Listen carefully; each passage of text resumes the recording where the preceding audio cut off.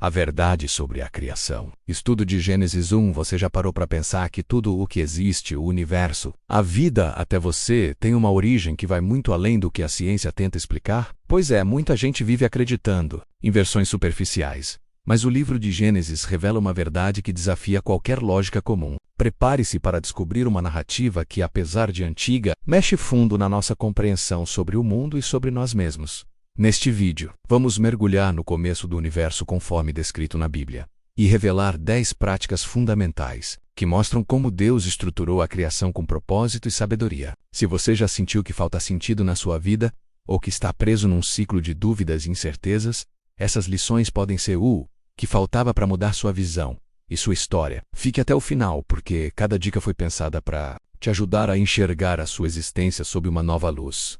E se você está cansado de ouvir respostas genéricas e quer algo que realmente faça sentido, esse estudo de Gênesis é para você. Vamos juntos descobrir o que está por trás do pau no princípio que deu origem a tudo. E não esquece de deixar seu comentário e compartilhar esse vídeo com quem você sabe que precisa ouvir essa verdade. Deus como origem de tudo. No princípio, havia o nada menos, e ainda assim Deus já era. Essa verdade simples, mas poderosa, muda tudo. Quando alguém entende que não veio do acaso, mas de um propósito, a vida começa a fazer sentido. Deus não apenas criou o universo. Pensou em cada detalhe com intencionalidade, desde as galáxias até o formato da sua impressão digital. Em Gênesis 1:1 não há suspense, só afirmação. No princípio Deus criou os céus e a terra. Isso não é poesia, é identidade. É o ponto de partida da fé e do entendimento. Muita gente vive como se fosse fruto do acaso, como se estivesse aqui só porque sim. E isso gera uma sensação estranha de vazio, de desconexão com a vida. Mas quando você entende que tudo menos, absolutamente tudo menos começou com Deus, a história muda de tom, nada é por acidente. Começou tudo com propósito, então sua existência também carrega propósito. É como olhar um quadro assinado por um mestre. Você começa a perceber valor nos detalhes. Deus não errou ao criar o mundo. E definitivamente não errou ao criar você. Essa consciência é transformadora. É como voltar para casa depois de muito tempo longe, tudo se alinha. Saber que Deus é o início de tudo muda a maneira como vemos a natureza, as pessoas e até nossos próprios dilemas. Afinal, se ele teve poder para criar o universo com uma palavra, será que ele não teria poder para transformar sua vida também? É com esse pensamento que seguimos, porque se Deus criou o início, o que mais será que ele estabeleceu nos dias seguintes da criação? A separação entre luz e trevas. A primeira ação divina registrada na criação foi a separação entre luz e trevas. Deus disse, haja luz, e houve luz. Parece simples, mas essa distinção vai muito além do físico. Essa separação representa a ordem sobre o caos, clareza sobre a confusão, discernimento no meio da incerteza. Não foi apenas uma iluminação do universo, foi o início da consciência, da revelação, da direção, onde há luz, há propósito, onde há trevas, tudo se perde. E Deus logo no começo mostrou que ele separa as coisas com intenção. Quantas vezes a vida parece escura? Situações embaçadas, decisões difíceis, crises de identidade. Todos já passaram por isso. E a verdade é que sem luz, a gente tropeça. Mas essa primeira lição da criação revela que Deus é especialista em trazer clareza. Ele separa o que confunde. Ele ilumina o que estava escondido. Às vezes, o que você precisa não é uma mudança de vida inteira, mas só haja luz, na área certa.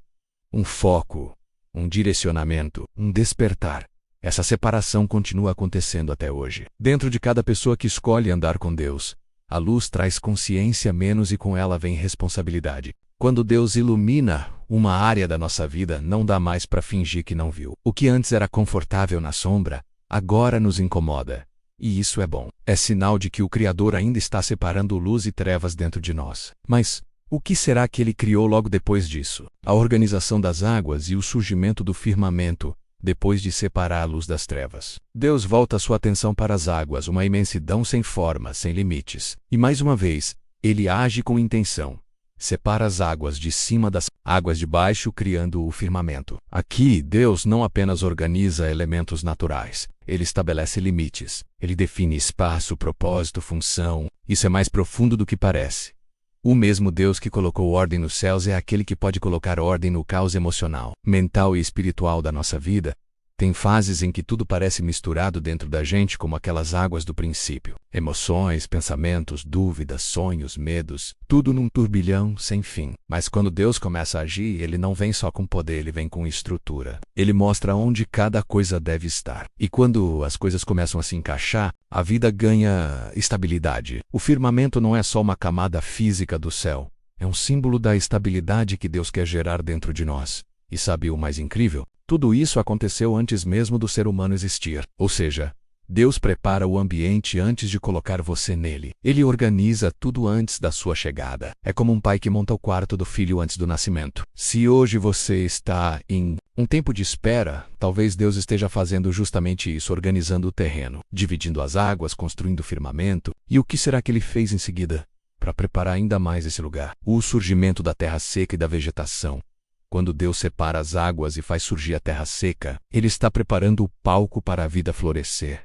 E não apenas cria o solo, Ele ordena que a terra produza vegetação, plantas com sementes e árvores frutíferas. Isso mostra que o propósito de Deus nunca é estéril. Onde Ele age, a vida se manifesta. O detalhe das sementes nos ensina algo profundo. Tudo o que Deus cria carrega dentro de si o potencial para gerar mais vida. Isso vale para o solo, para a natureza e também para nós. Tem momentos em que tudo parece árido, como um deserto. A gente até pergunta, será que vai brotar algo daqui? Mas quando Deus decide fazer a terra seca aparecer, é porque Ele já está prestes a plantar algo poderoso nela. E talvez o que hoje parece uma fase seca na sua vida, na verdade seja um terreno sendo revelado para um novo ciclo de frutos. Só que para frutificar tem que plantar. E plantar exige paciência, fé, constância. O milagre vem com processo. A vegetação nasce, cresce e dá fruto. Mas tudo começa com uma semente obediente ao comando de Deus. Isso nos ensina que, muitas vezes, o que falta não é mais poder de Deus, é mais fé para crer que o que Ele plantou vai florescer na hora certa. A terra seca só parecia vazia até que Ele falou, e quando Ele fala, até o chão mais duro responde com vida. E é nesse ritmo de preparação que o próximo ato da criação vai surpreender ainda mais. A criação dos luminares, Sol, Lua e estrelas no quarto Deia. Deus cria os luminares, o Sol para governar o dia, Lua para governar a noite, e as estrelas para preencher os céus. Aqui Ele não apenas ilumina o mundo, Ele estabelece ciclos, ritmos e estações. É o início do tempo como conhecemos. E mais uma vez, vemos um padrão. Tudo que Deus faz tem ordem e propósito. O Sol nasce e se põe, a Lua aparece em fases, as estrelas seguem constelações. Não há desorganização na criação. Há um Deus que trabalha com precisão e intenção. Isso toca diretamente a nossa realidade. Quantas vezes nos sentimos perdidos no tempo, sem direção, sem saber se é hora de começar ou de esperar? Mas os luminares ensinam algo precioso. Há tempo para tudo, e Deus é o autor do relógio. Se hoje você está numa estação difícil, lembre-se, nenhuma dura para sempre. O mesmo Deus que criou o amanhecer, também permitiu o anoitecer. E ambos servem a um propósito maior. Nos ensinar que a vida tem ritmos, e aprender a respeitar-los e sabedoria espiritual e ainda tem mais.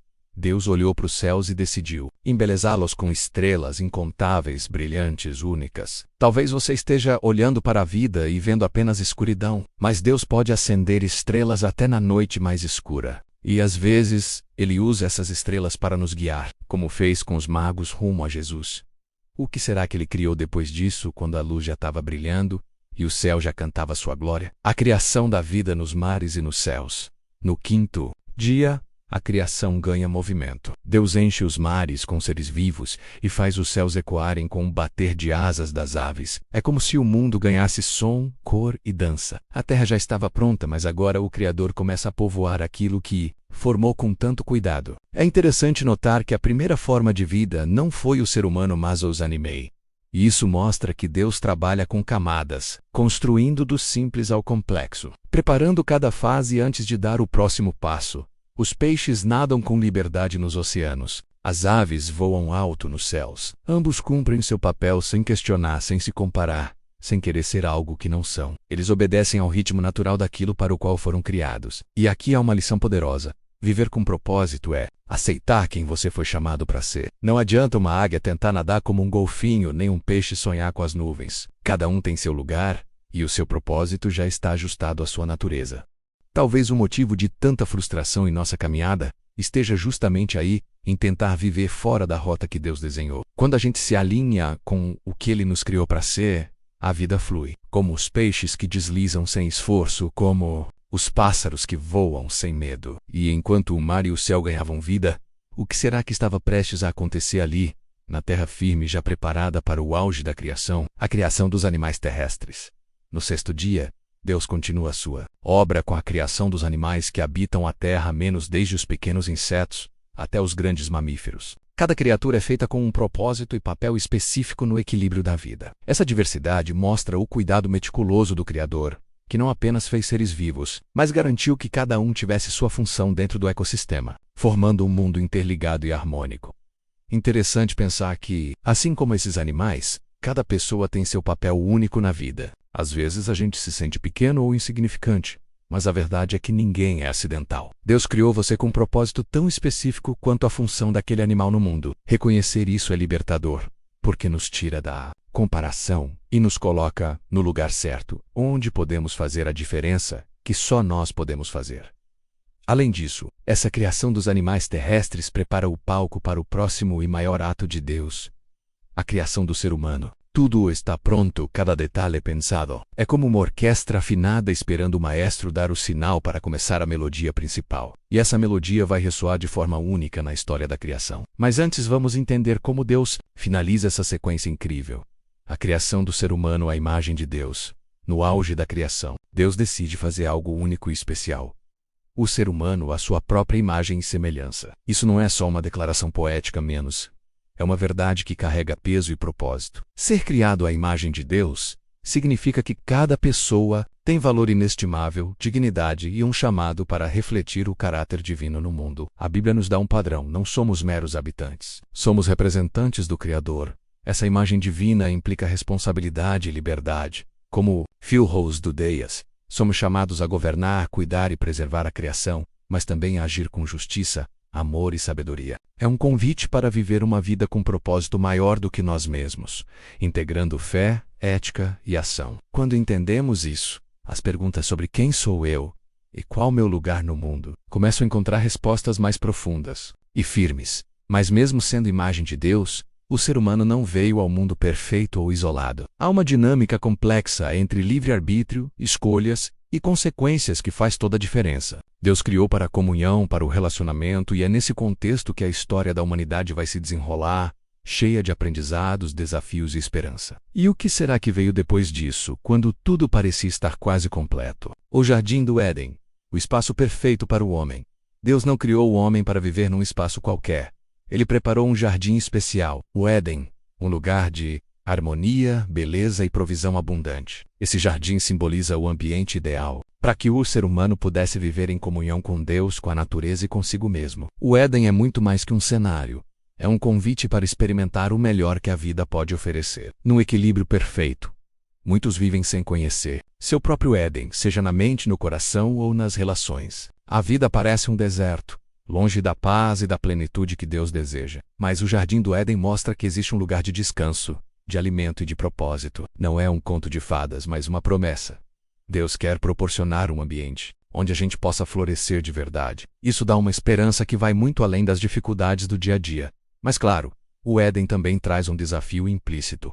Cuidar, proteger e respeitar o que Deus confiou. O homem foi feito para governar e cultivar, mas não para destruir. Essa responsabilidade ecoa até hoje no cuidado com o meio ambiente, na vida social e na espiritualidade. É como se o Éden fosse o primeiro capítulo de uma história que ainda estamos escrevendo. E o que será que Deus preparou como fechamento desse capítulo inicial? O mandamento da escolha menos a liberdade e a consequência. Ao criar o homem, Deus não apenas lhe deu vida e um ambiente perfeito, mas também a liberdade de escolha. No Jardim do Éden, o ser humano recebeu um mandamento claro. Podia comer de toda a árvore, exceto da árvore do conhecimento do bem e do mal. Essa regra simples revela uma verdade profunda. A liberdade vem acompanhada de responsabilidade, e toda escolha tem consequências. Esse princípio não está distante da nossa realidade. To do as those they ash, somos confrontados com decisões que podem construir ou destruir nossa história. E, como naquele momento, A verdadeira prova está em escolher o caminho alinhado com a vontade divina. Mesmo quando as alternativas parecem mais atraentes ou fáceis, o mandamento de Deus no Éden é um lembrete poderoso de que nossa liberdade é um presente, mas que devemos usá-la com sabedoria.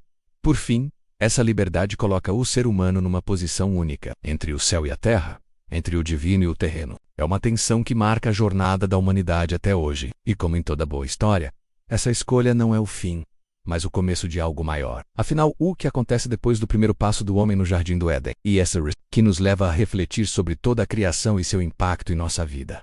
Por fim, agora que você conhece essas 10 práticas sobre a origem do mundo segundo a Bíblia, fica o convite para refletir como você pode aplicar esses ensinamentos no seu dia a dia. Será que não está na hora de enxergar a sua vida com mais propósito? Amazing tem caos, assim como Deus criou tudo com tanto cuidado. O que você pode mudar hoje para viver alinhado com essa verdade profunda?